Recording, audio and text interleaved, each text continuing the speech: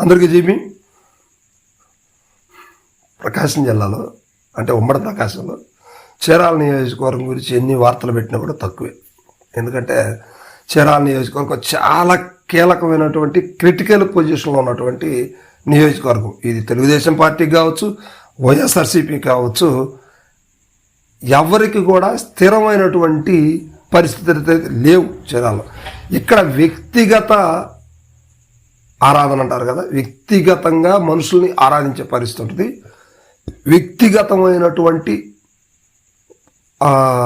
వాతావరణాలు అక్కడ కనిపిస్తూ ఉంటాయి.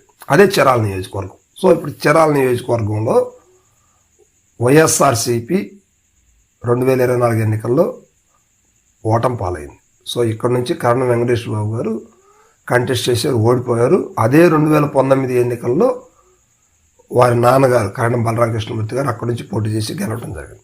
సో ఇప్పుడు గతంలో వారికి బాపట్ల జిల్లా అధ్యక్ష పదవి ఇస్తామన్న కూడా వాళ్ళు అంత సముఖత చూపినట్టు కనిపించలేదు. సో ఇప్పుడు యాక్టివిటీ అయితే చేస్తున్నారు, కానీ పూర్తి స్థాయిలో వాళ్ళ హవా అనేది చీరాల్లో నడిపించలేకపోతున్నారు. ఎందుకంటే ప్రభుత్వం లేకపోవడం కావచ్చు, అదేవిధంగా స్థానికంగా అక్కడ ఎమ్మెల్యేగా బీసీ క్యాండిడేట్ అనేటువంటి మాలకొండయ్య గారు ఇప్పుడు ఎమ్మెల్యేగా ఉన్నారు. పైగా ఇక్కడ వీళ్ళకి ఇంకొక ఇబ్బందికరమైన విషయం ఏంటంటే వీళ్ళకి సమధీటుగా ఉన్నటువంటి పోటాపోటీగా ఉన్నటువంటి ఆమంచి కృష్ణమోహన్ గారు అక్కడ ఉన్నారు. సో దీనివల్ల ఇప్పుడు అక్కడ ముక్కోణ పరిస్థితులు ఏర్పడ్డాయి. ఇప్పుడు ఆయన గెలిచున్నారు కనుక ఆయనకు బలమైన వర్గం ఉంటుంది, బలమైన నాయకుడే, లేకపోతే గెలవలేడు కదా.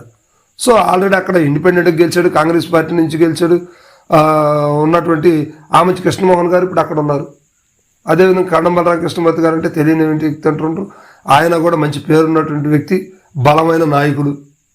సో ఇప్పుడు ముగ్గురు మధ్య కూడా గట్టి పోటీ నెలకొంది. అయితే వైఎస్ఆర్సీపీ ఆమంచి కృష్ణమోహన్ గారికి ఒక ఆఫర్ ఇచ్చిందని చెప్పుకోవచ్చు. ఎందుకంటే ప్రకాశం జిల్లాలో పార్టీని నిలుపుదల చేయడానికి ఒక బలమైనటువంటి అభ్యర్థి కావాలి ఇప్పుడు. ఎందుకంటే బూచేపల్లి శివప్రసాద్ రెడ్డి గారు వయసురీత్యా చిన్నవాడు. గతంలో ఆయన ఎమ్మెల్యేగా పనిచేసినప్పటికీ వయసురీత్యా చిన్నవాడు కనుక జిల్లా భారాన్ని భుజాన మోసేటువంటి వ్యక్తి ఎవరో ఒకళ్ళు ఉండాలి. ఒకవేళ అధికారికంగా మోయిపోయిన అనధికారికంగా కూడా పార్టీకి సేవలు అందించడానికి ఎంతో అవసరం ఉంది. ఇది ఆషామాషి విషయం కాదు. లాస్ట్ టైము ఇలాంటి విషయాల్లోనే వైఎస్ఆర్సీపీ పప్పులో కాలు కాదు తప్పులో కాలేసి నష్టపోయిందని చెప్పుకోవచ్చు. సో ఇప్పుడు ఇలాంటి పరిస్థితుల్లో ఒక బలమైనటువంటి వాళ్ళని పోగొట్టుకోవడం కాదు, లేని వాళ్ళని కూడా రాబట్టుకునే పరిస్థితి ఉండాలి. ఇక్కడ పార్టీ నుంచి బయటికి పోయిన వాళ్ళంటే వాళ్ళు వచ్చినా కూడా పెద్దగా సమ్మకు చూపించరు, టికెట్ ఇవ్వచ్చు ఇవ్వకపోవచ్చు. కానీ ఒక పార్టీ కోసం బలమైనటువంటి వ్యక్తి, పనిచేసినటువంటి వ్యక్తి ఆమంచి కృష్ణమోహన్ గారు. అలాంటి వ్యక్తి చివరిలో చీరాల అది వైఎస్ఆర్సీపీ తప్పని ముమ్మాటికి చెప్పొచ్చు. టికెట్ ఇస్తారని కూడా జగన్మోహన్ రెడ్డి గారు ఇవ్వకపోవడం వల్ల ఆయన కాంగ్రెస్ పార్టీలో చేరడం, అక్కడి నుంచి పోటీ చేయడం, వైఎస్ఆర్సీపీ ఓడిపోవడం జరిగింది. సో ఇప్పుడు అలాంటి పరిస్థితులు రాకుండానే ఎన్నికలేక 3.5 సంవత్సరం ఉన్నాను కానీ వైఎస్ఆర్సీపీ చాలా జాగ్రత్తగా ప్లాన్ చేస్తూ ఉంది. ఇప్పుడు ఆమంచి కృష్ణమోహన్ గారికి డబల్ సీట్స్ అంటే 2 విషయాల్లో వైఎస్ఆర్సీపీ సముఖత చూపిస్తుందని చెప్పుకోవచ్చు. ఎందుకంటే మొదటిది చీరాల నుంచి కంటెస్ట్ చేయొచ్చు, లేదా ఒంగోలు నుంచి కంటెస్ట్ చేయొచ్చు. ఒకవేళ ఆమంచి కృష్ణమోహన్ గారు చీరాల్లోనే ఉంటానంటే కరణం బలరాం గారు ఒంగోలు నుంచి కంటెస్ట్ చేయొచ్చు, లేదా అద్దంకి నుంచి కంటెస్ట్ చేయొచ్చు. కానీ అద్దంకి నుంచి కంటెస్ట్ చేయడానికి ఇటీవలనే